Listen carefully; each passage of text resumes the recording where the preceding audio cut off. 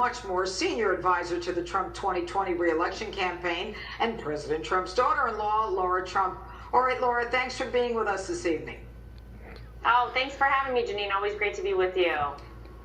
All right, so Joe Biden picks Kamala Harris, and we're told that we have to be sure to pronounce her name properly.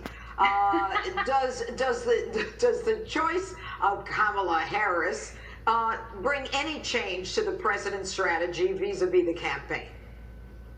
Well, I would remind everybody that it is still Joe Biden, old slow Joe, at the top of that ticket, Jeanine, and that is what ultimately matters. That is the person, I'll remind the mainstream media, who went into overdrive with a love fest of sorts for Kamala Harris whenever it was announced that she was the vice presidential running mate of Joe Biden. It's still Joe at the top of the ticket. So our strategy has always been to remind people about the incredible job that this president did with his first 3.5 years in office, the record highs we saw in the stock market, the record lows in unemployment, the fact that in January we had a million more jobs and we even had people to fill them. As we come out of coronavirus, who between these two men do people think can do the only job that we have to do is get our country back up and running? Donald Trump's the only person to do that.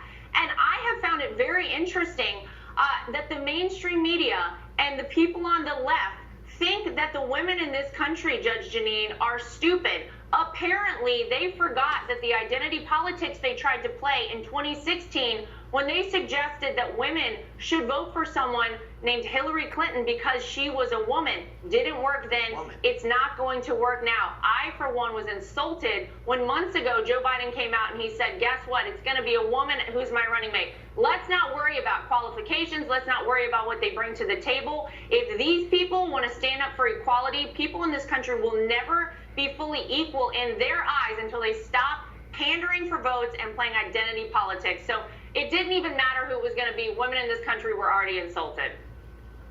Well, you know, it's interesting when you say it doesn't matter what their qualifications are, because the way the world is now, and you heard it in my open, I mean, you know, her qualifications as a DA, as an attorney general, certainly would work against Joe Biden and the leftist progressives who are in favor of all of this anarchy. But I take it from your answer that the president is going to deal with Joe Biden, but if the first debate is not until the end of September and 16 states start voting a month before, do you think that Biden, or is there any discussion about even having a possible debate before September 30th? Oh, we would absolutely love another debate, or to move that debate that you're mentioning, the first debate, earlier, because you're right, Judge Jeanine. People in this country, the state of North Carolina, my home state, starts voting via absentee ballot on September 4th. So of the 16 states you just mentioned, around 8 million people could possibly cast a vote for the President of the United States without seeing either of these two men face off on a stage. And I think everyone watching knows that when Joe Biden takes the stage with President Donald Trump, it is going to be game over. People are going to fully see that this man does not have all of his faculties about him. They're going to fully see that the radicalization of Joe Biden and the Democrat Party is complete, that he is a full-blown socialist. Don't forget, he signed on with the man himself, who is the socialist dream, Bernie Sanders. He signed on to their unity manifesto with this guy. And so you will be able to see that on stage. But unfortunately, the Democrats are trying to keep Joe locked away in the basement. They don't want him out on the stage because they know it would be sudden death for him, because Donald Trump would mop the floor with Joe Biden. So we would love to have another debate. We'd either have a fourth one or move that first one earlier. Absolutely, we're working on it from the campaign. Well, what's interesting is the 3 times that we've seen him since he announced the VP pick, and then after, where they signed the papers, and then when he talked about the mask mandate, the press was shooed away so that he couldn't answer questions. It is amazing how much they're hiding. Anyway, Laura Trump, we look forward to that debate should it happen. Thanks for being with us. Thank you. All right. And here with more reaction to Biden's VP pick and what a Biden-Harris White House would look like for America, former Arkansas Governor and Fox News contributor Mike Huckabee, who joins me now. All right, good evening, Governor. You were on that stage with President Donald Trump when he was just citizen Donald Trump. How do you think Joe Biden's going to do? And do you think Joe Biden actually will debate Donald Trump? I don't see how he gets out of it, but I'm going to tell you something. Joe Biden is not prepared to stand on the stage with President Trump, who is an extraordinary debater. In large measure, Judge, he is fearless. He goes into that debate with a sense of reckless abandon. And I think that's why Joe Biden probably wants to find a way to not do it, but he's got to do it, and it's not going to be a pleasant evening for Joe Biden. Well, you know, I recall, Governor, when Hillary Clinton was running, her staff kept the press away from her with these ropes. I don't know if you remember that. I just remember thinking she's the queen and they must keep the population away from her. I'm getting the same feeling with Joe Biden that, you know, when they shoot people away, I think it was yesterday when they tried to get him to explain the mask mandate and what it meant, that they have no intention of letting him speak. Well, they don't want him to speak because every time he does, he just opens his mouth to change feet. And that's not a good look for a guy who wants to be president. But if you watch him, he looks like he's always squinting, like he's somehow trying to find the words. And then when he speaks, you realize he didn't find them. He's still looking.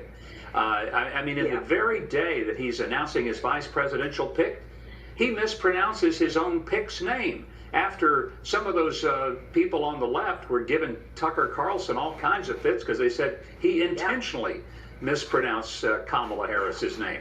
You can't make this stuff up. No, you can't. But, you know, they become outraged over so much.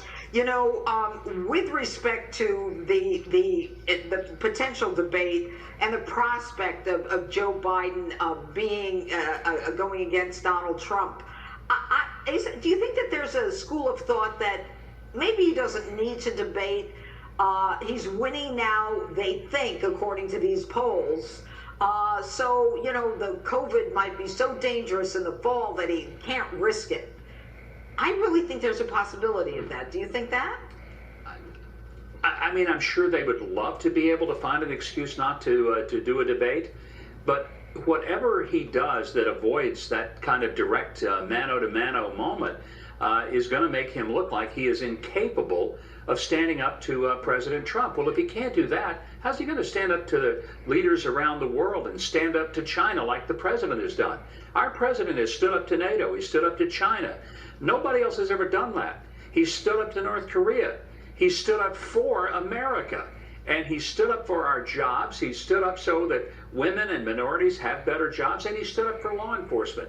You got another side, and honestly, I think they want us all to be our own police department, which is what we're going to have to be if Joe Biden and Kamala Harris get into office. Because while they want to defund the police, they also want to disarm the public. So if you're the victim of a home invasion or a carjacking and you're waiting on the police, you're going to die.